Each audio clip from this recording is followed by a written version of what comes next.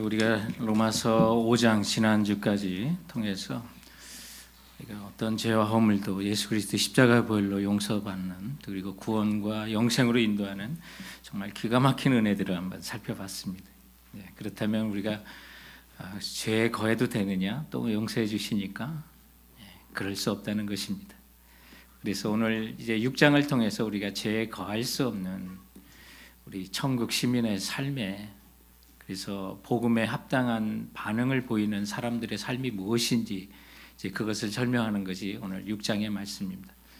이 말씀을 통해서 우리가 먼저 우리 자신을 반추해보고 좀 돌아봐야 될 상황이 있는데, 그것은 뭐냐면 우리가 죄에 대하여 죽었음은 모르고 혹시 죄만 용서받기를 원하는 건 아닌지 여러분 한번 돌아보시기 바랍니다. 우리 이제 예수 그리스도의 십자가의 은혜가 나의 죄를 용서해 주시는 걸 제가 믿습니다. 그런데 우리가 이미 예수 그리스도를 믿는 그 순간 죄에 대하여 이미 죽었다는 사실을 혹시 깜빡하고 있는 건 아닌지 한번 돌아보자는 겁니다.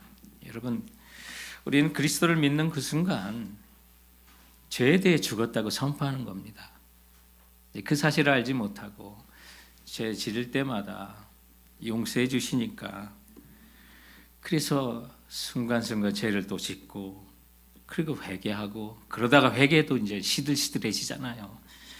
회개도 형식적으로 되고, 그러다 영적으로 완고한 자가 되면서 그런 일들이 많이 생긴단 말이에요. 그러니까 말씀이 뭐라고 하냐, 오늘 1절 말씀에 그런즉 우리가 무슨 말하리요? 은혜를 더하게 하려고 죄에 거하겠느냐라고 말하는데, 이게 지난주 본문인 로마서 5장 20절과 연결되는 거예요. 죄가 많은 곳에 은혜도 더욱 넘치게 되었다고요. 그런데 말씀에 대한 오해 때문에 그런 거죠. 죄만이 지으면 은혜도 넘친다 생각하는데 그게 아니에요. 내가 죄인된 것을 율법을 통해서 깨달으면 엄청난 충격이 다가옵니다. 그러나 그 충격을 너무나도 갑자기 십자가의 은혜로 감동하면서 우리가 깨닫게 된다는 거예요. 그래서 예수 그리스도의 그 은혜의 크심과 넓음과 소중함을 알게 되면 이제 우리가 죄를 더 할 수 있겠습니까? 죄를 지을 수 있겠습니까? 그거에 대한 답이 2절 말씀입니다. 그럴 수 없느니라. 그럴 수 없느니라. 죄에 대하여 죽은 우리가 어찌 그 가운데 살리요? 뭐라고 말해요? 본문에 죄에 대하여 죽은 우리가. 여러분, 주님께서 우리 죄에 대해서 사해 주신 것뿐만 아니라 내가 예수 그리스도를 믿습니다. 나의 구세주로 죄인으로 모십니다라고 할 때는 우리가 또 다른 선언이 있어요. 그게 뭐야? 죄에 대해 죽었다는 선언이 그 앞에 있는 거예요. 그런데 돌아보면 내 육체가 그대로 있고 옛사람은 죽었다고 하는데, 생명은 그대로 있고 육체의 욕심은 그대로 남아있는데 도대체 죄에 죽었다는 게 뭘까? 순간순간 죄의 뿌리가 남아있고, 아예 그냥 처음부터 주님께서 죄에 대한 뿌리를 싹둑 잘라주시면 좋겠는데, 그렇지 못해서 우리 늘 죄 가운데 연약해서 넘어지고 쓰러지고 하는데, 죄에 대한 실체가, 죄에 대한 소욕이 없어진 것도 아닌데 죄에 대해 죽었다는 말이 도대체 뭐냐? 오늘 이 말씀 속에 주님께서 죄에 대해 죽었다는 게 뭐냐? 오늘 5절에 보면 이런 말씀을 하십니다. 만일 우리가 그의 죽으신 것 같은 모양으로 연합한 자가 되었으면 또한 그의 부활과 같은 모양으로 연합한 자가 되리라고 했는데, 죄에 대해 죽었다는 데 핵심은 이 로마서 6장의 5절에 있는 건데요. 그리스도의 죽으신 것 같은 모양이라고 하는 거예요. 그리스도의 죽으신 것 같은 모양. 그렇다면 주님이 죽으신 같은 모양이라면 나도 십자가에 올라가서 못 박혀서 죽어야 되느냐? 그 모양은 아닌 것 같아요. 맞아요. 그 모양 아니에요. 그러면 오늘 그리스도께서 죽으신 것 같은 모양으로 나도 죽고 그리스도께서 부활하신 것 같은 모양으로 나는 산다는 그 부활의 모양은 뭘까요? 여기 그리스도의 죽으신 것 같은 모양이라는 건 그게 핵심인데, 그것을 찾아보고 공부하면 다른 게 아니에요. 주님이 십자가를 지신 것 철저히 자원하여 지신 십자가라는 사실이에요. 피할 수 있었어요. 도망칠 수 있으셨어요. 그러나 나의 뜻대로 마옵시고 아버지 원대로 하옵시고, 자기를 잡으러 온 자들에게 말고에 떨어진 귀를 붙여주시는 전능하신 주님이 왜 그 자리를 피할 수 없었겠습니까? 십자가에 달리셔서 조롱하는 그들에게 하늘의 천벌로 저들을 그냥 단번에 무찌를 수도 있는 분이었어요. 그런데도 죽으심의 모양이라는 건 바로 자원하여 그 길을 걸어가신 거예요. 스스로 죽이신 거예요. 죽임을 당할 수밖에 없어서 죽으신 게 아니라, 여러분, 빼앗기는 것과 주는 건 엄청난 큰 차이입니다. 그렇다면 성도들에게 옛사람이 죽고 나는 죄에 대해 죽었다는 건 순수하게 자발적인 죽음을 얘기하는 거예요. 심판이 무서워서 죽는 게 아니에요.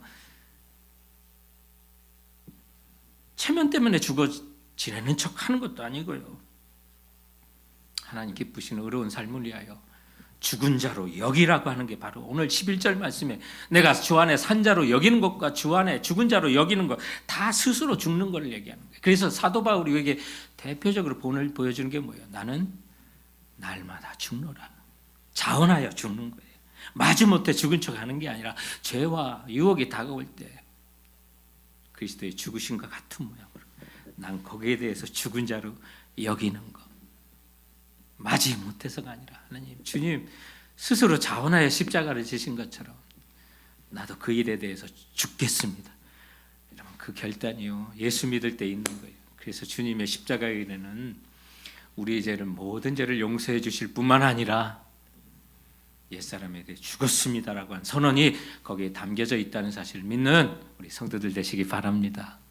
이 사실을 기억하면 함부로 죄를 질 수가 없는 거죠. 죄에 거할 수 없는 거죠. 그리고 이런 사실을 보여주는 교회의 예식이 있어요. 그게 뭐예요? 침례라고 하는 예식이에요. 그래서 그 침례는 예수님의 죽음이 내 죽음이고 예수님의 부활이 내 부활이라고 하는 증거예요. 성경에 보면 처음부터 물속에 완전히 몸이 잠겼다 일어나는 베프티즘, 바로 침례만 이야기하고 있어요. 근데 이것이 이제 우리 오늘날 우리가 세례라고 하는 예식으로 또 변경이 되는데요. 스프링클이라고 하는 물을 뿌리는 건데 이게 간략하게 된 이유는 이제 캐톨릭에서 이제 세븐 세크라멘토스라고 하는 7 성례를 통해서 구원을 얻는다고 하는 믿음이 아니라 성례를 통해서 구원을 얻는다는 주장으로 변질되면서 이것이 약식으로 변하게 되는 거예요. 거기에는 역사적인 사건도 있게 되고요. 병든 자와 또 강에서 점점 멀어지면 도시화가 되면서 이제 물 근처를 갈 수 없는 그런 수도 시설이 잘 되지 않은 곳에서 이제 뿌리는 예식으로 이렇게 가게 되고요. 저도 침례교 목사지만 중국에 선교 가서 중풍 환자에게 세례를 베풀기도 했어요. 그런 이유 때문에 이제 세례로 이렇게 약식으로 변하게 되는데 이 침례라고 하는 것은 원래 뿌리는 이방인들이 유대교로 하나님의 백성으로 들어올 때 했던 그 예식에서 이제 그것을 갖추게 되는 거예요. 그래서 이방인들이 유대인이 되겠다고 하는 데는 3가지 예식을 갖는데 첫 번째는 회개의 제사를 드려요. 그리고 두 번째는 우리가 잘 아는 할례를 받게 해요. 그리고 이제 마지막 하나님의 백성으로 새 사람이 됐다라고 하는 뜻에서 물에 온전히 잠기는 침례를 유대인들 예식 속에 있었던 거예요. 그것도 유대인들 예식 속에서 그냥 받은 것이 아니라 침례를 받기 전에 손톱을 자르고 머리를 깎고 이런 예식을 거쳤어요. 그래서 사도 바울이 그리스의 갱그리아라고 하는 곳에 고린도 근처에 갔을 때 새로운 결단으로 머리를 깎았던 것이 바로 그런 의미 속에서 있었던 거죠. 그리고 물에 완전히 잠겨서 물에서 다시 나와 신앙 고백을 해요. 내가 하나님 백성이 되겠습니다. 그리고 그가 나이가 어떻게 됐든 나이와 관계없이 새로 출생한 기념으로 음식을 먹이는데 뭘 먹일까요? 우유를 갖다 줬어요. 그렇게 이제 새 사람이 된 것을 축복했던 것이 이제 침례 의식이었던 거죠. 그래서 이 침례라는 것은 우리가 예수 그리스도를 믿을 때 이제 옛 사람을 죽고 새 사람이 돼서 살겠다고 하는 그 모양 속에서 있는 거죠. 그래서 오늘 그 말씀이 오늘 이 본문의 3절에 보면 무릇 그리스도 예수와 합하여 침례를 받은 우리는 그의 죽으심과 합하여 침례를 받은 줄을 알지 못하느냐. 그래서 예수 그리스도와 함께 되는 거, 예수님의 죽음이 내 죽음이고 예수님의 부활이 내 부활입니다라고 하는 그 모양 속에 담겨 있었던 것까지 포함한 예식이 침례라고 하는 예식이에요. 뭐 목사님은 침례교 목사니까 그렇게 주장하겠거니라고 하는 분들이 있을까봐 제가 장로교 세례 주는 목사님 가운데 제가 존경하는 그 오카노 목사님께서 오늘 이 본문의 3절과 6절을 해설을 하시면서 이렇게 내가 얻은 황홀한 구원이라고 하는 그 책에 이런 표현을 하셨어요. 오늘 본문을 보면 이런 관점에서 볼 때 머리에 물을 뿌리는 세례보다는 온몸을 물속에 푹 담그는 침례가 훨씬 더 실감이 나지 않을까 생각합니다. 침례 의식을 보신 적이 있나요? 강으로 가서 아니면 큰 목욕탕 같은 곳에 목사가 성도들을 물속에 담급니다. 그때 그는 예수와 함께 죽은 것이죠. 조금 후에 목사가 다시 그를 물속에서 일으킵니다. 그때 그는 예수와 함께 살아난 것입니다. 훨씬 더 실감이 나죠. 예, 바로 그런 의미를 담아 침례를 줍니다. 죄에 대하여 죽고 의에 대하여 살겠다는 그 의미를 담아서요. 그래서 랄프 윈터라고 하는 유명한 선교의 아버지와 같으신 분, 그 신학자는 이렇게 얘기했습니다. 이것도 침례도 침례탕 가지 말고 관을 좀 크게 만들어서 거기다 물 담궈 가지고 거기에다가 누웠다가 일어나는 게 훨씬 낫겠다, 이런 얘기를 하셨어요. 이런 의미를 담아서 얘기하시는 것이죠. 그래서 6절 말씀에 보면 우리가 알거니와 우리의 옛사람이 예수와 함께 십자가에 못 박힌 것은 죄의 몸이 주고 다시는 우리가 죄에게 종노를 하지 아니하리 함이니, 바로 이런 의미가 담겨 있어요. 죄에 매여 죄의 종노를 하지 못하도록 옛사람이 죽었습니다라고 선언하도록. 그래서 우리는 이제는 성령님과 함께하는 사람으로 내 의지만 있고 주님만 의지하고 성령님을 붙들면 능히 죄로부터 벗어날 힘을 얻었다는 사실이 이 침례의 그 예식 속에 주님이 함께 하시니까. 그래서 오늘 본문 7절에 보면 이는 죽은 자가 죄에서 벗어나 의롭다 하심을 얻었음이라고 선포하고 있는 거예요. 우리가 죄에서 벗어나려고 주님 도와주세요, 함께 동행해 주세요, 안 하니까 그런 거지. 우리가 정말 의지만 있고 주님 나와 함께 하시고 주님의 부활의 능력이 나의 부활의 능력이니까 주님과 함께 살아가겠습니다라고 하면 7절에 있는 것처럼 죽은 자가 죄에서 벗어나 의롭다 하심을 얻었다고 선포하고 있습니다. 여러분, 아멘입니까? 아멘입니다. 이미 주님께서 우리에게 함께 하시기 때문에. 그래서 신앙생활의 진정한 의미는 주님과 연합입니다. 이 침례의 의미도 핵심도요, 그리스도와 연합이고 신앙생활의 핵심도 그리스도와 연합. 예수 믿으면서 여러분 잘 되는 거 바라세요? 저만 바라나? 전 바래요. 그런데 그건 핵심이 아니에요. 그리스도와 연합이 신앙생활의 핵심이에요. 결혼생활의 핵심이 예수 믿으면 예수님과 결혼하는 비유로 주님 말씀하셨잖아요. 주님 나의 신랑 되시고 나는 주님의 거룩한 신부가 되는 거예요. 주님과 결혼하는 게 연합이에요. 그런데 여러분 결혼이요, 행복만 바라시면 여러분 그거 힘듭니다. 결혼의 핵심도 연합입니다. 그래서 어떤 서약을 해요? 죽음이 우리를 갈라놓을 때까지, 검은 머리가 흰머리 팥뿌리가 될 때까지, 기쁠 때나 슬플 때나 건강할 때나 아플 때나. 왜 그런 서약을 해요? 결혼이요, 건강한 것만 목적이 아닙니다. 부자 되고 행복한 건 목적이 아닙니다. 결혼이라고 하는 것은 신랑과 신부의 연합이에요. 그래서 행복할 때나 불행할 때나 죽음이 우리를 갈라놓을 때까지 함께 하겠습니다. 그게 결혼의 핵심이에요. 뭐 결혼 파티, 이벤트 이거 하나도 안 중요한 거예요. 그 서약이 가장 중요한 핵심이 되는 거예요. 예수 그리스도를 믿고 침례를 받는 그 핵심도, 예수 믿고 신앙생활하는 그 핵심도 그리스도와 연합이에요. 내가 아파도 주님 붙드는 거고요, 건강해도 주님 붙드는 거고요, 행복해도 기뻐도 붙들고 슬프고 어려운 일이 있어도 붙들고 주님과 함께 연합이, 그것이 침례에 나타나는 의미고 신앙생활의 핵심도 그거예요. 그래서 오늘 이 짧은 본문 속에 그리스도 합하여, 그리스도와 연합하여, 함께라는 말이 9번이나 지금 등장하면서 계속해서 우리 예수 믿는 사람은 제 가운데 살 수 있는 사람이 아니에요. 결혼하면요, 배우자 눈치를 봐야 돼요. 눈치 안 보세요? 전 봅니다. 자랑스럽게 얘기합니다. 제가 처음에는 배우자 눈치 보길 원치 않았어요. 몇 시까지 들어오라고 그러는데 놔두라고 그랬어요. 전 바람처럼 살고 싶다고 그랬어요. 그것이 40년 동안 씹히는 줄 몰랐어요. 그 말이. 결혼에 대해서 못 배운 거죠. 부부에 대해서 충성하고 그 아내와 함께 살아가는 걸 못 배운 거죠. 그런데 예수 그리스도와 함께 연합한다는 건 바로 그런 거예요. 주님, 신랑 대신 주님과 우리가 의식하고 살아가는 거예요. 그게 연합에서.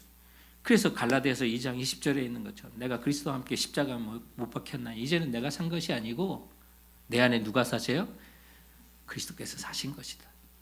그 그리스도와 함께 살아가는 게 이 연합한 삶이 신앙생활의 핵심이 되는 줄 믿으시기 바랍니다. 이 사실 모르면요, 힘들면 신앙 떠날 생각하고요, 아프면 떠날 생각하고, 불행하다고 생각하면 신앙 떠나는데 그게 아닙니다. 불행하든 부하든 가난하든 부하든 건강하든 아프든 부부는 함께 사는 것처럼 모든 환경 속에 예수 그리스도와 함께 죽고 예수 그리스도와 함께 사는 그 모양이 침례식에 있고 세례 받으신 분들, 여러분 이런 의미로 받은 줄 믿으시고 그리스도와 함께 연합하여 일상에 어떤 일이 있든지 주님과 동행하시는 여러분 되시길 주님의 이름으로 축원드립니다. 오늘 우리가 죄 가운데 거할 수 없는 그 이유 중에 하나가, 예수 믿으면 이제 올바른 복음의 삶이 무엇인지를 깨닫게 돼요. 그거는 그리스도 안에 하나님에 대해서 사는 것이 이제 복음에 합당한 생활이구나 하는 사실을 알아요. 그런데 우리는 십자가 앞에 죽는 것만 너무 연습하는 것 같아.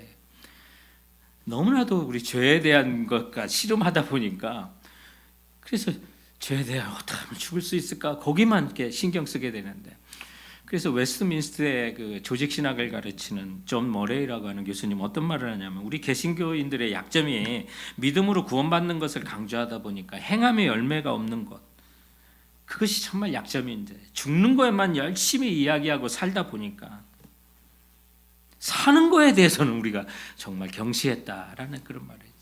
그래서 신앙에는 두 가지 큰 기둥이 있다. 동전의 양면 같은 기둥이 있다. 그게 하나가 모티피케이션이고 하나가 비비피케이션이다. 모티피케이션은 죄에 대해서 죽는 걸 얘기해요. 우리가 죄에 대해 죽을 뿐만 아니라 또한 비비피케이션, 의에 대해서 사는 거, 이 두 가지가 균형이 맞아야 그게 올바른 신앙생활이다, 이런 얘기를 하셨어요. 맞는 얘기예요. 우리가 죽는 것만 십자가 앞에서 그냥 죄 자복하고 우는 것만 해서는 안 돼요. 예수 그리스도의 부활과 함께 일어나 사는 것을, 그래서 그리스도 안에서 하나님에 대해 어떻게 하는 것이 사는 것인지 우리가 그거 공부하고 그대로 살아야만 하는 거예요. 한국에서 장례식 갈 때요, 좀 힘든 부분이 있었어요. 지방마다 다 다르고요, 관에서 시신을 꺼내기도 하고요, 뭐 물 하나 건널 때마다 돈 달라고 하는 것도 있고, 뭐 아주 그냥 복잡한 일을 많이 당했어요. 근데 한국에서 그런 장례 문화를 겪다가 미국 오니까 너무 좋더라고요. 그리고 본받을 점도 있어요. 그래서 어떤 장례 행렬이 길고 또 따라가는 조문의 차량들이 길면 미리 경찰서에 연락해가지고 좀 에스코트 좀 해주세요라고 하면, 이 경찰을 은퇴하신 전직 경찰들이 나와가지고 모터사이클 가진 걸로 다 에스코트를 해주시더라고요. 그래서 신호등이 있는 데마다 가가지고 빨간불이 있음에도 불구하고 다 막으셔가지고 그냥 그 장지까지 원활하게 갈 수 있도록 해주시는 걸 제가 보면서 너무너무 감동이 되고 좋다는 생각을 했어요. 근데 이런 모습이 우리 신앙생활에도 있는 거예요. 우리가 왜 살다 보면 참 걸리고 신경 써야 될 죄의 문제들이 참 많아요. 그러나 우리가 하나님에 대해서 정말 그리스도 안에서 하나님에 대해 산다는 건 바로 그런 거예요. 주님이 부르시는 부름의 길이 있다면 의식하지 말아야 돼요. 정말 세상이 태클에 들어오고 죄가 수많은 유혹이 태클에 들어와도 정말 주님과 함께 에스코트 받으면서 가는 거예요.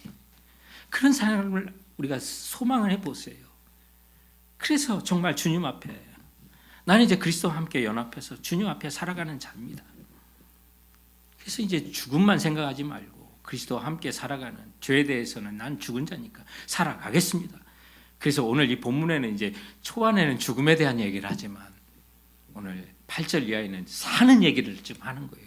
그래서 8절 말씀에 보면, 만일 우리가 그리스도와 함께 죽었으면 또한 그와 함께 살 줄을 믿노니, 10절에 그가 살아계시면 하나님께 대하여 살아계심이니, 11절 이와 같이 너희도 너희 자신의 죄에 대하여 죽은 자요 그리스도 예수 안에서 하나님께 대하여는 살아있는 자로 여길지어다. 여기 보니까 그리스도 예수 안에서 이게 핵심이고, 또 하나가 있다면 여길지어다라고 하는 말이에요. 이게 진짜 목숨이 끊어지고 죽지 않았다는 얘기기도 하고요, 내가 죄에 대한 죽은 자로 여기고 주님과 함께 영원히 살 자로 여기고, 명령문입니다. 그런데 이것은 믿습니다라고 하는 말보다 더 강한 뜻을 갖고 있는 거예요. 어떤 체험이나 상관없이 이미 일어난 사건으로 기정사실로 받아들이라고 하는 그런 뜻이에요. 나 이미 주님과 함께 그리스도 십자가에서 죽었습니다. 옛사람은 죄에 대해서는 죽었습니다. 주님 부활하실 때 나도 의에 대해서는 이제 살겠습니다. 살아난 자로 여기는 거예요. 노력하는 거예요. 자원해서 그렇게 살아가는 거예요. 그래서 우리가 죄와 함께 살아가는 것이 아니라 새 생명을 주신 생명이신 나의 길이신 주님과 함께 살아가는 거예요. 그래서 성경은 그리스도와 함께 우리가 예수 믿는 자는 주님과 함께 혼인하는 사건으로 얘기하잖아요. 예수님 우리 신랑이고 우리는 주님의 신부예요. 그것이 실감이 나지 않고 처음에 결혼하면요 여보라고 부르기도 힘들어요 서로. 그런데도 이미 부부가 됐으니까 처음에 훈련하다 보면 자연스럽게 여보란 소리도 나오고 부부로서 살아가는 것처럼 이미 우리가 주님과 함께 연합한 자로 부부이기 때문에 우리가 선포하며 살아갈 게 있어요. 그건 다른 게 아니라 나는 죄씨 집안에서는 죽은 사람이고 의씨 집안 사람으로 살아가겠습니다 선포하는 거예요. 여러분 어디서 많이 들어본 것 같죠? 예, 우리나라 옛날 사극들 보면 여기 나와요. 결혼한 딸들을 출가 외인이라고 해가지고 이제 출가했으니까 그 집에서 잘 정착하고 마음 두고 살아라 하는 뜻에서 너 이제 결혼하면 우리 집 사람이 아니다. 너 출가 외인이라 이런 얘기해요. 그래서 이씨 집안 딸이 김씨 집안으로 시집 가면 이제 김씨 집안 사람이 된다고 하는 거예요. 그 집에서 잘 적응하라는 뜻이 있는 거죠. 그런데 어떤 사극을 보니까 정말 시집살이가 너무 힘든 딸이 친정에 찾아와가지고 대문을 두드리는데 그 아버지가 대문을 안 열어줘요. 넌 이미 우리 집안 사람이 아니라고 가자고. 그래서 울며 친정으로 그 시댁으로 돌아가는 그 장면들을 보게 되는데 주님이 우리에게 그렇게 하시는 거예요. 비록 힘들더라도 이제는 우리 죄씨 집안에 대해서는 죽은 사람이고 의씨 집안의 사람으로 살아가도록 훈련을 하고 그 집안에 적응해 나가요. 사랑하는 성도 여러분, 잘 견디고 이기시면 의씨 집안에 곡간 열쇠를 줄 때가 있어요. 그날이 있으니까 죄씨 집안에 흔적을 지우고 살아가는 거죠. 제가 이 말씀을 하면 마치 우리가 예수 그리스도 안에서 하나님께 대하여 의를 가지고 살아간다고 할 때 내가 마치 무슨 독립투사처럼 세상 가운데 나는 하나님의 사람으로 의를 위하여 투쟁하며 살아가는 것만 생각하시면 여러분 큰 오산입니다. 그런 일로 다가올 때가 있습니다. 그런데 많지 않아요. 그러면 우리가 일상 가운데 죄에 대하여 죽고 그리스도 안에서 하나님 대하여 살아가는 일들은 어떨까요? 바로 일상 가운데 찾아오는 거예요. 힘들고 어려운 일이 있고요. 고난의 강을 건널 때가 있고요. 경제적으로 어려움이 있을 때 있고요. 그때마다 순간순간 신앙도 포기하고 싶을 때가 있고요. 어떤 때는 하나님의 뜻이 어디 있는지 알지 못하는 그런 어려움을 당할 때도 있어요. 하나님이 왜 나에게 이런 일을 베푸셨을까? 내 기도를 들으셨으면 정말 이런 일이 일어날 수 있을까? 이런 일 많아요. 그런데 그때 우리가 신앙생활을 포기하고 세상 가운데 달려가고 넘어지는 게 아니라 그때마다 부활하신 주님과 함께 손 붙잡고 가겠습니다. 다른 게 아니라 그것도 그리스도 예수 안에서 하나님께 대하여 의롭게 살아가는 모습 중에 하나인 것입니다. 그러므로 사랑하는 성도 여러분, 이 세상 가운데 무는 독립투사처럼 나는 이제 하나님 백성을 의를 위하여 살아간다. 그럴 순간이 있습니다. 그러나 일상의 수많은 일의 고통과 아픔 속에서도 신앙생활로 좌절하지 않고 믿음 배반하지 않고 주님 손 붙들고 가겠습니다라고 하는 그런 일상의 삶 속에 우리는 살아갈 때 주님께서 부활하신 주님과 함께 동행하는 그런 삶이 된다는 사실을 기억하시기 바랍니다. 우리들이 좀 잘 부르는 찬양인데 그 찬양이 어떻게 우리 가운데 일어난 탄생했는지 모르는 것이 많은데 1990년에 시카고의 필그림 침례교회라고 하는 그 교회가 있는데 메가처치입니다. 이곳에서 이제 찬양 지휘자로 일하는 분이 있었는데 타미 노르시라고 하는 그런 형제입니다. 원래 재즈 피아니스트로 굉장히 유명한 사람이었는데 이제 하나님을 위해서 헌신하겠다고 하신 분이에요. 근데 워낙 또 유명한 재즈 피아니스트다 보니까 집회나 찬양 집회 인도가 참 요청이 많았어요. 근데 아내가 이제 만석이 되고 임신 9개월이 되는 그때에도 그 세인루이스에서 집회 요청이 왔는데 좀 마음에 부담이 있는데 아내도 가라고 해서 이제 그 집회를 갑니다. 근데 집회하는 그 끝나가는 마지막 날에 전화가 와요. 굉장히 위독하다고. 병원에 있는데 출산을 지금 하는데 굉장히 위독하다고 하는 소식이 와요.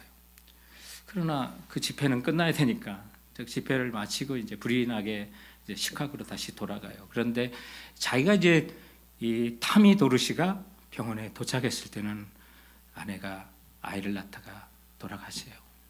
그런데 그때 난 아이까지도 사산아를 낳아요.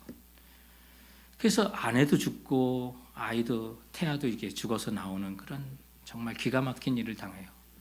근데 이 타미 도르시가 하나님께 원망해요. 하나님, 내가 다른 일도 아니고요, 세상에 피아니스트로 일할 수 있는 것도 있었는데 내가 주님의 일을 한다고 그 일에만 전념하고 또 찬양 집회에 가서 주님 영광 돌리는 일이 있는데 왜 내게 이런 일이 있습니까? 라고 하면서 너무 절망이 되는 거예요. 그래서 이 사건으로 그가 지휘자를 그만두고 세상으로 잠시 떠나요. 도대체 하나님은 너무나도 원망스러운 하나님이라는 거죠. 그래서 몇 개월을 지나요. 그게 이제 친밀한 친구가 있었는데 초등학교 교사예요. 근데 그가 하루는 자기가 일하는 초등학교로 이 타미 도르시를 불러요. 근데 그 학교가 크리스찬 스쿨이었어요. 그래서 눈이 많이 내리는 시카고의 그 겨울날 그 친구가 불러서 이제 그 엘레멘터리 스쿨을 들어가는데 교정에 글자가 하나가 있는 거예요. Take me my hand, precious Lord. 존귀하신 주님, 내 손 잡아주세요. 그 짧은 문구인데 그 문구를 보는 순간 하나님께서 상처난 자기 심령을 꽉 붙들어 주시는 그 은혜가 느껴오는 걸 깨닫게 돼요. 그래서 친구 만나서 친구를 잠시 옆에다 두고 풍금으로 글을 하나 써요. 그리고 찬송을 지어요. 그 찬송의 가사가 바로 이런 가사예요. 주님이여, 이 손을 꼭 잡고 가소서. 약하고 피곤한 이 몸을 폭풍우 흑암 속 해치사 빛으로 손잡고 날 인도하소서. 인생이 힘들고 고난이 겹칠 때 주님이여 날 도와주소서. 외치는 이 소리 귀 기울이사 손잡고 날 인도하소서. 타미 도르시가 바로 그날 다시 일생의 지휘자로 복귀하는 그런 날이 된 것입니다. 사랑하는 성도 여러분, 바로 이게 주님과 함께 살아가는 일상적인 삶의 모습인 것입니다. 죄에 대하여 죽고 때로는 절망과 어려움 속에 있을 때 주님과 함께 부활했다는 그 사실 때문에 약하고 피곤한 그 몸을 다시 한번 일으키시고 인생이 힘들고 고난이 겹칠 때도 주님이 날 도와주시고 나의 손을 잡아 주옵소서 외치며 나갈 수 있는 우리 성도들 되시길 주님의 이름으로 축원드립니다. 오늘 주께서 주신 말씀 우리 같이 기억하면서 이 찬양